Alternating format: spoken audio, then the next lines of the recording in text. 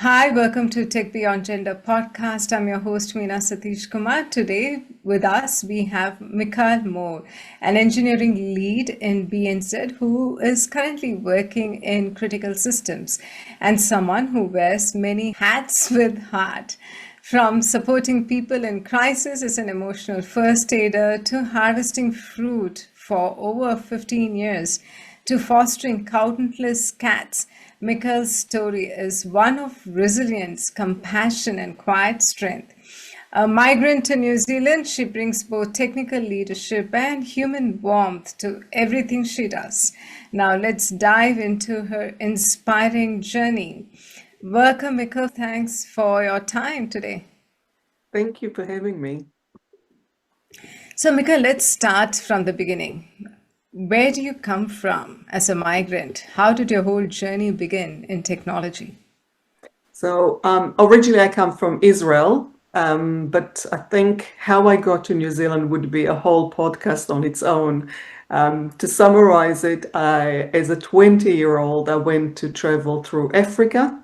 I celebrated my 21st in Africa and met a Kiwi guy that we decided to travel a little bit through England. He came to visit me in Israel. I went to visit him back in England, back to Israel, back to New Zealand. After about 8 months, we decided, yeah, let's get married, live in Israel for 5 years, and then come to New Zealand. So that's how I got to New Zealand. And so all my technology career is in New Zealand. But my learning, I've studied Bachelor of Science, Information Systems Engineering in Israel at the university. But you asked me about the spark in technology, and I remember at about 6 years old, would have been 1982, my brother got a Commodore 64, a computer, and me being the younger sister, he wouldn't let me play on it.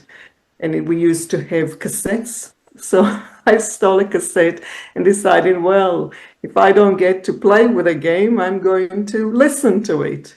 It didn't work very well. But then maybe a couple of years later, I've been thinking about it. I know that I was in primary school, but it couldn't have been too many years later. A friend of mine also had a Commodore 64 and it didn't work. So I remember, okay, let me fix it for you. And I ran home, got the tape record, the tape, part of it, and went to her place and we were able to play. And looking back, this is my first support call in technology. And I would have been about 8 or 9 years old. So that was the start. We had at school computers for mathematics and Hebrew language lessons. I remember really loving playing on the computer and doing all those classes, you'd say. We had coding class, some sort of turtle, I think it was called, and you had to tell it to move forward 5 steps, turn in a certain angle, and had to draw a house. And then for high school, I went into computing and remember telling my dad I wanted to learn DOS or something. And he gave me a huge folder with all the DOS language just to read and plonked it on the desk. Here you go, you want to be in computers. And that didn't go very well. But yeah, that's probably the start, is just, I felt at home. I was able to, I don't know if I understood it deeply as how it ran, but I could, it was an easy fit for me. Didn't love reading, didn't like writing. I was good at math. Sounds good. So, your first technology job was in New Zealand? Yes, yeah. I finished university and then we came to New Zealand. So I managed to get a job in Christchurch. That's where we landed first. Small company, small business company, and created, I think we configured thin clients, small business servers for some local schools, local gas stations, just being, back in, doing a bit of second level support, helping, just first level support kind of thing. Then I moved to another company, and it was a small shop where I went to people's houses to install the computer, help people buy the computers. We tried to build their small business servers and configured installing them. And then we had an opportunity to go to Wellington. And I remember applying for some jobs in Wellington the day we moved, and all of them responded. So it must have been really good timing. And I've never experienced it before, but I went to an interview with I think it was called Genai. And in the middle of the interview, two interviewers stepped out of their room, asked me, said doesn't happen to them often, but they just walked away and came back, and we would like to offer you a job. And I was like, that Wow. was, yeah. So, yeah, felt good. You must have been technically very sound, Mika. I don't know if it was technical, but I think I might have managed to, connect and chat to them and had the right attitude, or, just the conversation, flew. It could be also a good time, nowadays, at the moment, if you want to apply, there's like 80 applicants for every role. So it wouldn't happen, but maybe at that time there were not many applicants. So if you see somebody and they look okay, grab it. That type of thing. Yeah. Wow. So, just before we started with this conversation, you mentioned that you had worked in SecOps as well, right? Yes. So, how was that experience working in security? So security has always been a passion of mine. I really I believe in the importance of security. I believe in educating everybody on security and teaching us to be better and more secure, both from a developer or any person who is working on the computers, but also at home. And again, we had an opportunity at work. I applied for it. I was a bit disappointed as a SecOps person because it was a lot of auditing and a lot of, hey, notice this access, can you please explain? Hey, notice this, can you please explain? We're not patched, we're not secured. And what I really wanted is to have that conversation, because the more a system is secured, the less convenient it is to work with. The more it's secure, the harder it is to log on to it, the harder it is to do your job. And it's not okay. It needs to be a conversation. It needs to be relevant. And I really, really wanted that conversation to happen, and it never happened.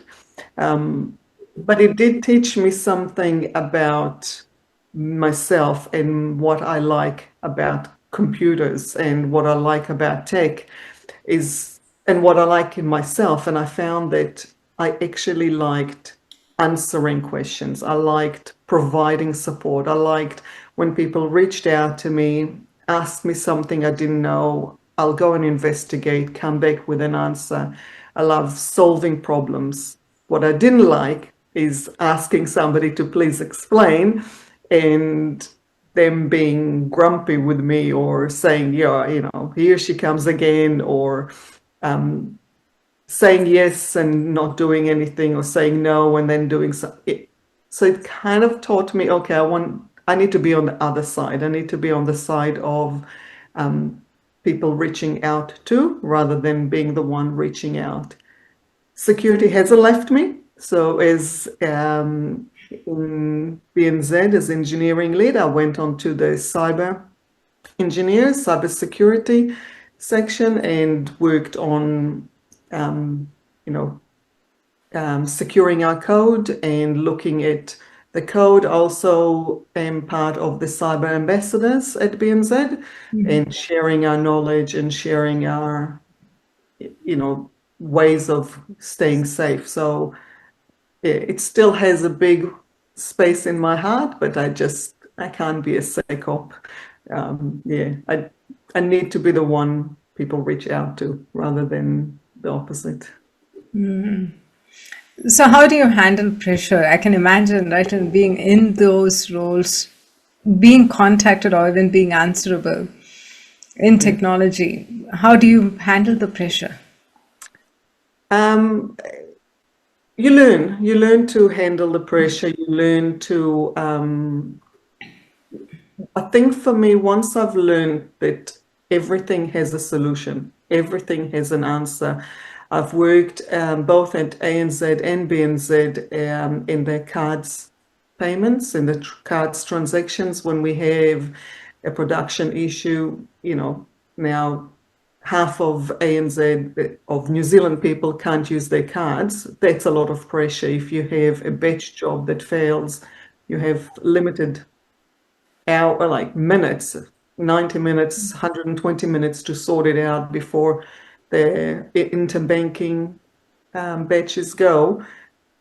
And that scared me to begin with. You make mistakes and you feel like, oh my God, what will happen? And I need to fix it. But once you see that everything is fixable, you have a good team, it might not be the best solution. You need to go and refix it. You might just be putting a sellotape or masking tape workaround, but everything has a solution. It's just we need to get to it. Trust your team, trust your knowledge, and just take a breather. Something else that helped me, doing post-incident review. So I'm a strong believer in the PIR, the post-incident reviews. You don't need to have a major incident to do that.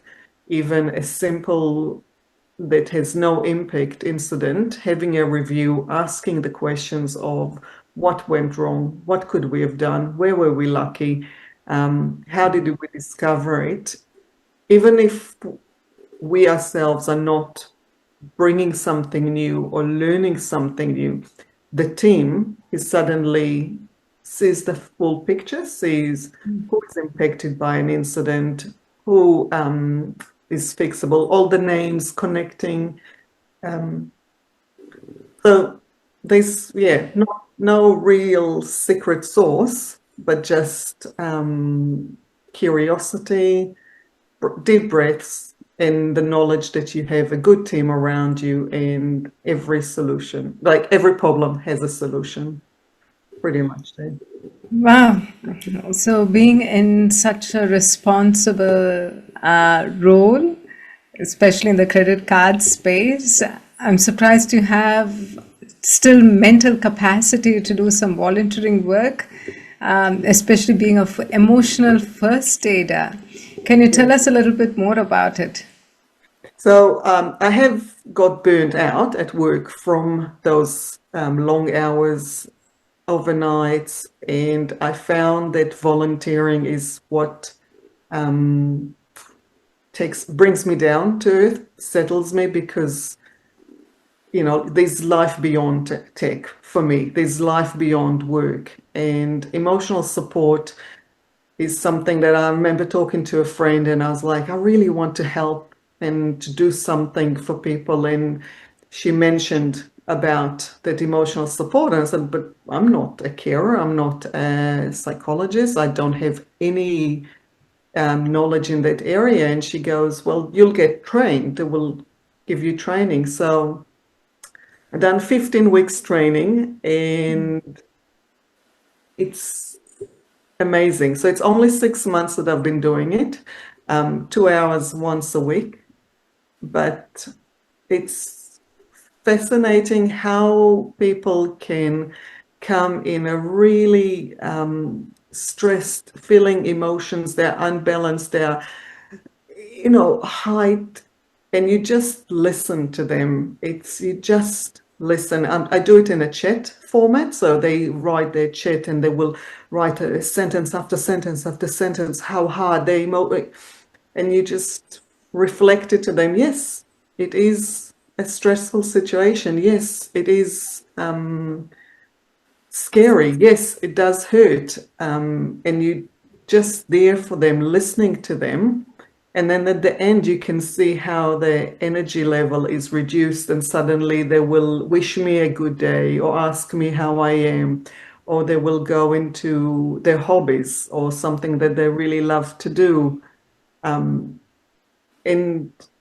it just, that's what feeds me. It gives me such a, you know, um, meaning for life. It also, you take it home because you'll talk to your colleagues, you'll talk to family, and suddenly I don't need to give advice anymore. I don't need to tell you how to fix the problem you're sharing with me, because you know how to fix it. You're the person. You just want somebody to hear you and to normalize the feeling, normalize their emotions. You want somebody to validate that, yes, it is okay to feel like this. And a solution is, there's no play, I don't need to give a solution.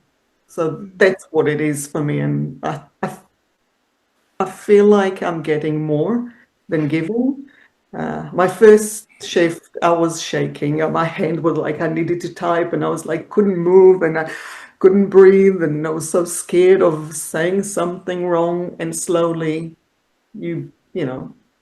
my level of energy is reduced, and I'm now just, it's not easy. You still need to be in the zone, but I can see on the other side in the writing how they change, and it's really useful at work, because sometimes at work you'll have somebody who will stress about the situation. It could be technology related, it could be people related, and often it's not what they say that the problem. And the first question usually I go now is, how are you? Simple, yeah. How are you? That's the only thing. And are you okay? And from there, you can kind of go, okay, so we spoke about this. This has come up. How do we think we can work together? And do we understand where it came from and why and how? And yeah. And again, I don't really need to come with solutions. It's solutions, they come themselves just by the conversation, just by listening to somebody. So, what type of people come to you for emotional support? Anybody, even strong people have low moments. So it's anybody that come. It's a helpline. It is in Israel, so it is in Hebrew, but it's anybody can come. It could be a child, it could be a mother, it could be an elderly. I've had situation where a child at school that was afraid of bullying, or was scared of a test or something. We managed to get into their hobbies of dancing, and they shared how they dance, and just reminding them, they were a bit shy of dancing for their parents. And I said, well, have your parents been to your shows? And they would go, yes. And did they like it? I said, yes, they loved it. I said, so, you could be for them. And it could go into an elderly person that was feeling lonely and at home, and you know, asking him, "Are you alone?" And he goes, "No, I'm with my wife." And I was like, "Well, would you like to have a, I think, I can't remember where the conversation went, but suggested just a cup of tea and sit down with I said, "Would you like your wife to have a cup of tea with you?" And he goes, "Yes." I said, "How about you make 2 cups of tea and just invite her to sit down?" And he goes, "Oh, that's a good idea." And it's just the small little things. So it can be anybody. There's no, I think the motto that I love is that even strong people have low moments. So, yeah. Wow, that's really nice. Now, from being an emotional first aider to being a cat fostering person, what does that involve, and how did you get into that? So I've always volunteered in lots of things. When the kids were at school, I was at the parent network teachers. When they went to sports, I was managing rugby teams, and it was always you go out to meetings, you go out to places, and it takes a lot of your time helping out. I think surf life saving, crickets, and I was looking for something I can do actually at home. And I didn't want it to be computer based because I'm sitting in front of the computer all the time. And I do love animals. And there was on Facebook, a lady put on a post seeking volunteers, the fosterers. I went to meet her. She was so laid back, opposite to me. Um, just took my details and then 2 weeks later provided me with a cat. Now, our house, the way it's built, it's not really built for friendly kittens. So I get what we call spicy kittens, kittens that are scared of people and they hiss and spit. And you put them in a crate in the living room where they can see you around. You give them the food, water, a sandbox, toys, and you slowly need to gain their trust. And that fitted me because I wanted to develop my patience. I wanted to I don't know, it just seemed, you could see the kid, how they are so scared. They airplane ears and they hiss at you, and it's the opposite of what you think you need to do is what you actually need to do. So when a cat is hissing at you and tell you to get away from me, step away, you would walk away and leave them alone. And that's actually the opposite they need. They need somebody to sit next to them, not stare at them. So if you stare at the cat, you scare them. But just sitting next to it, reading a book, is the perfect way for them to, oh, okay, so they're not going to do anything and they are not afraid of me. So maybe I don't need to be afraid of them. And slowly you will open the crate and you'll, again, sit there, read a book. During quite a lot of my meetings, I will sit on the floor next to the crate because, again, the voices of us talking will eventually the cat will calm down because, oh, they're not actually interested in me, they're just living their life. And then slowly you just get there, you trust the process, you put the hand in there and you start petting them. You get a few scratches, but it's not vicious, not too bad. And yeah, so I just love it. I just love the different personalities. And it also, again, shows you like all living things, we all have different personalities. We all have different things that trigger us, different things that we open up to. There's some cats would love your pets. Some cats love food. Some cats don't want. The food is not going to be trigger. Some cats would love to play. Some don't want to play. Some, will go and hide. Some are more um, brave or, yeah, I just love it. And again, they teach me a lot of patience and just to listen to them. if I go in a wrong energy approaching a spicy cat, it will never happen. Nothing good will happen. But if I put my emotions aside and just take a breath, dealing with them, it's a total different scenario. And again, you bring it to work. So if I approach in a high energy, in the wrong energy, to a meeting, to a phone call, to in opening the door, I will get the wrong thing back. So yeah, I just love it. Oh, cool. So, and also fruit harvesting for the last 15 years. How did you start that? Like 15 years is a lot of commitment. Yes. So when we moved to this current house, we had a big grapefruit tree.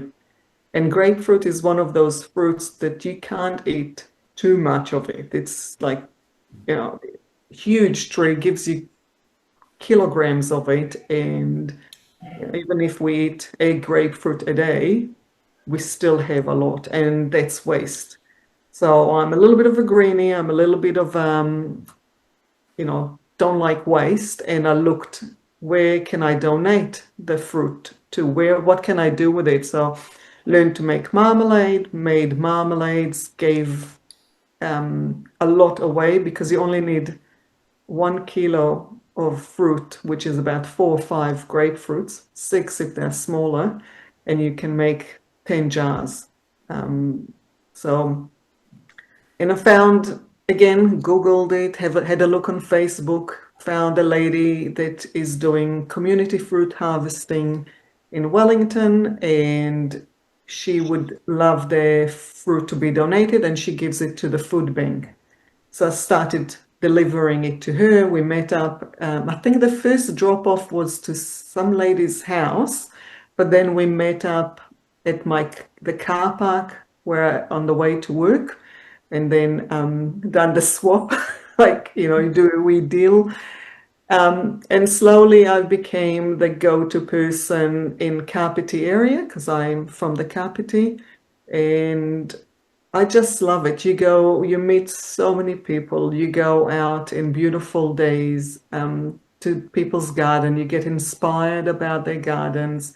You get to pick unique fruit that you're not necessarily going to find at the supermarket, like guavas and kumquat and loquats and quinces, crab apples, all sorts of them. Then you need to be creative in the kitchen because some fruit like quinces and crab apples we couldn't deliver, donate it to food bank.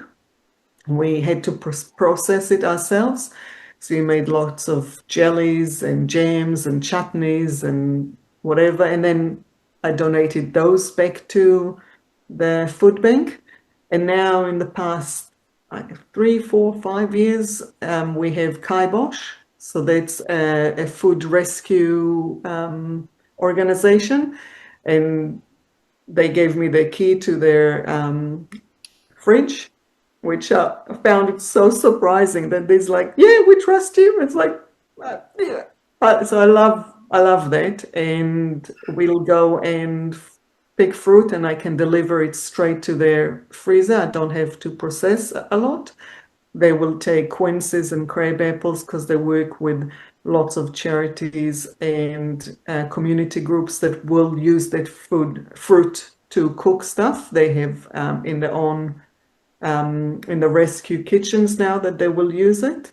And it's, I don't know, I just really love it. You have repeat donors where you kind of create a small relationship with them. It's like, how have you been and how is your health? And there's some that will host us and like spread the table with biscuits and sandwiches and coffees and teas, and some that just leave us, they're not even home and let us go in and pick their trees. We give, as a thank you, we give them a couple of jars of preserves that we make. Volunteers that come and help us take a bag of fruit, whatever we pick, they can take it themselves. And you never know what you're gonna get. So you go to a new place. I've had a call of somebody saying, "Oh, we picked all the apples on the tree. We heard that you are the rescue person. Can you come and collect it?" And I said, "Yeah, sure." Had to go 3 rounds of picking because they had like 400 kilos of apples. We've had abandoned orchards that we picked over 4 weekends, and we got a ton of apples into the kibosh freezers. Um, we, on the other hand, I've went to places where it was elderly people and they had a lemon tree, but it didn't have many lemons, and I just picked it and gave them the whole box. And it's about reducing the waste, helping the community, meeting people. Um, love driving around and looking at the different streets and the garden and the curb trees, and you find all sorts of, what this plant? And oh, that looks interesting. Yeah, so. Very inspiring. Now, you clearly give so much of yourself to others. What keeps you grounded and recharged in the midst of all your commitments? Um, I think the actual giving is because work is demanding, and work is, um, working on a computer, looking at application and incidents and all those meetings. I don't know. I find it sometimes frustrating and challenging, and doing the volunteering, I get so much back from it. I'm improving myself and I'm coming to work a better person from it. So the volunteering itself is what grounds me. It's seeing people for people.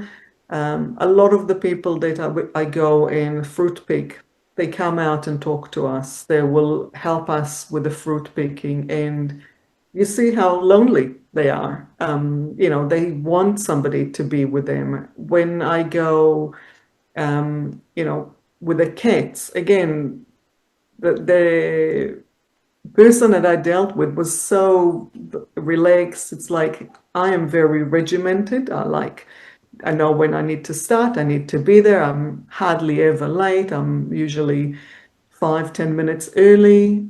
And here somebody that trusts, and so I'm learning to, okay, I can throw the trust and I don't have to be regimented. Again, you come to work, and if somebody's late to a meeting, yes, it's not okay, but take a breather.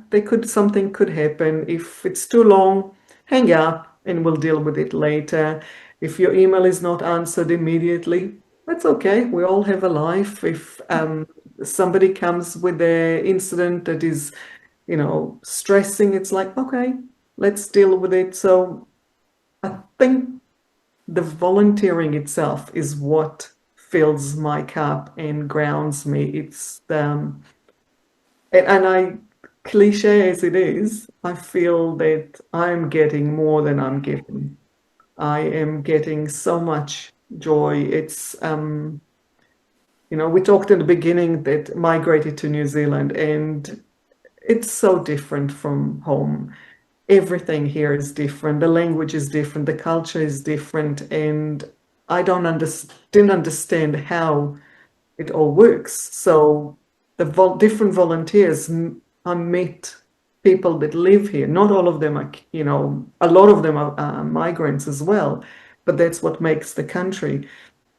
And you start to meet people, you become friends with some of them, and then you go for coffees, and so you build your social network that you left back home when you migrated. And so yeah, so that's what fills my cup. It's just those relationships that they're doing something, they're being leaving the place better than I saw it. I don't know. Wow, that's beautiful. Now, as you said, like I was just inspired by you coming up with some creative solutions with the fruits. Now, hearing that, I'm like thinking about what's the most creative or unusual solution you've come up as an engineering lead. Um, I've, I've thought about that. I don't know that it was creative, but often just being a sounding board to engineers and developers where they come and they tell you about the problems, and I often don't actually understand the code that they're using because I'm not in it. Um, but just listening and throwing some ideas, and that helps to get to a solution. But in terms of creative, I don't know if it counts as creative or not, but when I wanted to learn something as part of support, and I found that my team around me were a little bit reluctant to, share the knowledge. And I reached out to my manager at the time and I said, I found somebody who is willing to teach me, and it's my development plan. I want to learn the subject, but I would like that other person that is willing to teach me to be recognized for training. So if I'm actually succeeding, I want him to be recognized as teaching me in a successful way. So I felt like the creativeness maybe was, it's not just about me learning, it's about somebody teaching me at the same time. So it's a two-way street, and then I'm now taking it into my team as an engineering lead, and I'm asking from everybody in my team, I want them to learn something new, like every month to have learned something, but also to have shared that something, to have taught something to the team. It doesn't need to be an official, one-on-one. It could be if you documented a process and somebody took that document and used it, then that was your learning, your teaching. Doing presentations. So we've set up now a weekly presentation where I'm trying to get everybody in the team to present a subject or something to the team and share their knowledge. It could be a one-on-one. I've helped, but because we all do it, we all learn and teach. But having it in the back of the mind that I need to do it as bite size, doesn't need to be big, doesn't need to be, I fixed this major incident. I don't know, you could call it creative. I don't know. It seems to be working. I've recently had somebody presenting a subject, and there were a couple that had more senior than him, and they said, "Oh, we've learned something new," and he was like, I didn't think you'd be able to learn something because you're more senior," but we often forget. So I don't know if it counts as creative. That's nice. So, what's one quality you think every engineer should cultivate besides technical skills? um, Curiosity, listening, and just know that there's a solution for everything. It's don't assume that's more than one. Um, Maybe the biggest one is don't assume. Don't assume you understand, you know the solution, or you understand the problem too quickly. Um, that's something that I learned as part of the emotional support, is when you start a conversation and the person reaching out is starting to share some information, and you assume you understand, you assume you know what they're feeling, you assume that you have been there before. Don't assume, because it's probably wrong. So listen. So if you have, I've seen it in technology many times where we have an incident, and the person reacting to the incident says, "Oh, I know what the problem is, it's there." And it's prove to yourself that it's not another thing. You need to do the elimination. So, yeah, would be don't assume you know what it's going to be like, what's going to happen, or live your um, yeah, pre-thoughts. Is that the word? Yeah, put it aside and just see how we are, what's going on, what's happening. Now, looking back, is there a moment where you thought, wow, I never thought I'd be doing this in my life? Um, Not really. I have been very, um, I've driven my career all the time. I've always looked at the next opportunity, at the next step, what I want to learn. I've always tried to grow and do different things. I am very grateful and in awe that I'm living in New Zealand. I've been here for over 20 years, 22 maybe, living, but got married a few years before. And yeah, I'm like in awe of that. um, but in terms of career, no, in terms of career, I worked really hard. I've worked really hard, put an effort into everything, taken lots of advice over the years from people and actioned it. Um, So, what's one piece of advice you give someone who wants to give back but doesn't know where to start? Start with a passion, start with what you have. Uh, when we all help, that's something that I've heard in another group that I met on the weekend, on a week, years back. And I think we all help friends and family. We all help loved ones and people around us, people we know, but we don't often help a stranger. And helping a stranger has a different power to it because it's not something that you will get back. And to volunteer, it's so cliche, but it does give you so much more. It gives you this spice to life, this something added into life, and brings people together. And you meet people like you meet people that you wouldn't have met in your own circle, especially when it's strangers. When it's family and friends, you'll go to their house and you'll help them clean and help them move, give them meal, drive around, go to their kids' performance, go to their whatever. It's in your circle of friends. But when you start going with strangers, it's people that you never, they're not in your kids' school, not at your work, not in the same industry, and it just opens your horizons, opens your mind and your heart. And if you want to start, there's so many opportunities, so many of them, lots of groups you can join, but find your passions, find something that you like, and just go for it, try it.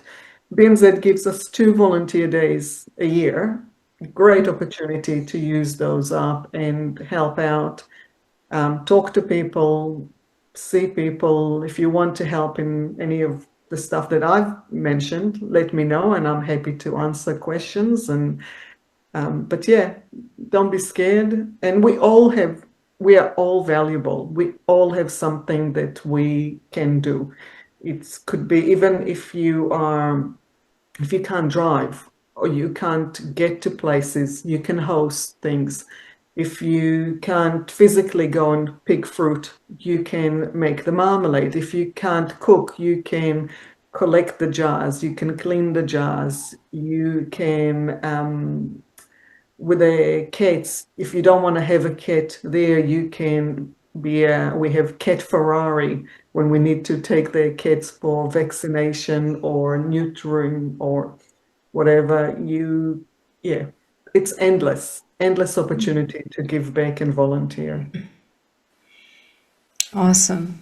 Okay, before we finish, some rapid fire time now. Morning person or night owl? 100% morning, 6 a.m. every day. Cats or code? Cats, 100% cats. Wow, I didn't expect that. So, best comfort food after a long day? Well, that depends. So if it's winter, it needs to be a soup, a good old clear chicken soup. But if it's summer hot, then a ice cold watermelon or some summer fruit salad. That something And cool. one thing you can't live without? Coffee in the morning, first thing in the morning, a cup of coffee. Yeah, have to have that. A small joy that always lifts your mood? Simple things like, smelling the roses, walking out, water. I love water. I love swimming in the ocean. It's still cold in New Zealand, but if I go anywhere that's the water is nice and warm, have a shower, a glass of water. So probably water would be. Yeah. Great. Thank you so much for your time, Michael. It was so nice to talk to you. And you're probably one of the first guests who are working in technology but have passion in multiple different areas, volunteering your time. So good to talk to you. Any final thoughts? Thank you for having me. Thank you for inviting me. It's been interesting and fun. But yeah, hopefully it will inspire somebody else to give back and yeah. Thank you.